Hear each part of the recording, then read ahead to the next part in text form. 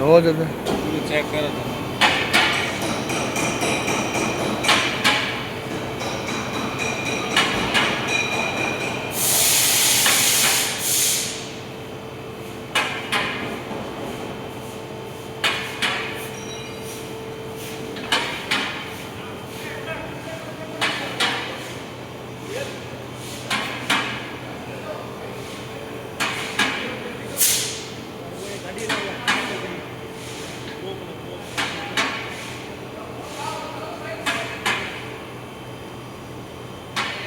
समझ में क्या बोल रहे हो?